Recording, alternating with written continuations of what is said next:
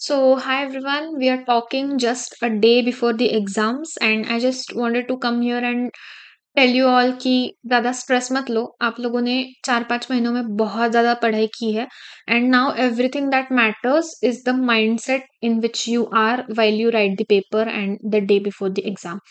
अभी it is very natural to panic, it's very normal to freak out, it's okay.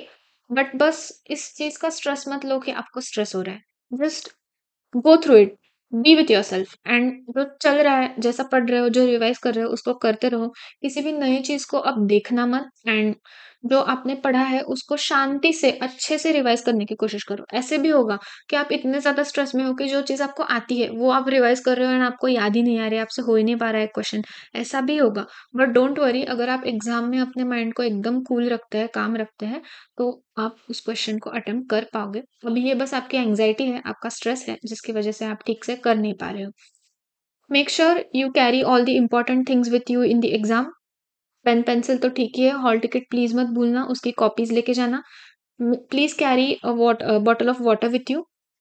Paper से थोड़ा सा time पहले, 5 minute पहले थोड़ा सा पानी पी लेना, खुद को रिलैक्स रखना। When you are reading the paper, use those 15 minutes very well. उसी में आप डिसाइड कर लो मुझे ये क्वेश्चन करना है, ये क्वेश्चन करना है, ये क्वेश्चन करना है। सबसे पहले उस क्वेश्चन को एलिमिनेट कर दो जो आप सॉल्व ही नहीं करने वाले।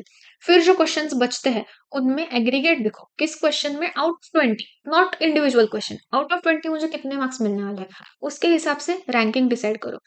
इन FR please don't attempt consolidation का क्वेश्चन सबसे पहले, because it will just kill your time and आपके पास बहुत कम टाइम बचेगा फिर पासिंग के मार्क्स लाने में भी। सो प्लीज कितना भी कॉन्फिडेंस हो, उस क्वेश्चन को सेकंड रख सकते हो, थर्ड रख सकते हो, लेकिन फर्स्ट मत रखना।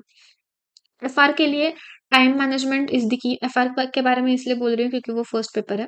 Time management is the key. Be mindful of how much time you are spending on a question. बहुत टाइम होने के बाद छोड़ दो उस क्वेश्चन को, मूव ऑन, क्योंकि इस क्वेश्चन में अब ज्यादा स्कोरिंग नहीं होगा, आप पहुंच गए हो उसके लिमिट पे। अब अगले क्वेश्चन पे स्कोरिंग का स्टार्ट करो। This is for all the papers. So yes, and practical papers में हमेशा ये स्ट्रेस रहता है कि मेरा आंसर करेक्ट है या नहीं। थियोरी में एटलीस्ट उतना नहीं रहता।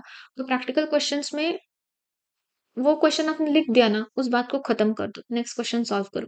And after the exam is over, after the papers are over, please do not discuss. मुझे भी ये बहुत गंदी आदत थी, बहुत खराब आदत थी पेपर्स डिस्कस करने की, उसके स्ट्रेस से अगला पेपर खराब करने की। लेकिन प्लीज अपने पेपर्स को डिस्कस मत करो, जो हो गया सो हो गया। Now you have only the next paper in your hand. So these are the small tips which I wanted to share with you. The most important one is be calm, be confident, and just make the best out of it. आपने बहुत मेहनत already कर ली है, now just believe in yourself. So all the best to all of you and write well. जो एक दिन बचा है उसमें एकदम शांत रहना, जितना हो सके उतना पढ़ना। एग्जाम के दिन एकदम लास्ट मोमेंट तक मत पढ़ो, वो स्ट्रेस कैरी मत करो जब आपके हाथ में पेपर हो, पेन पेपर हो और आप पेपर लिख रहे हो तब।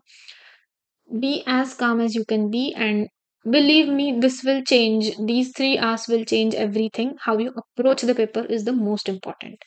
This was it. All the best to all of you. Thank you so much, and bye bye.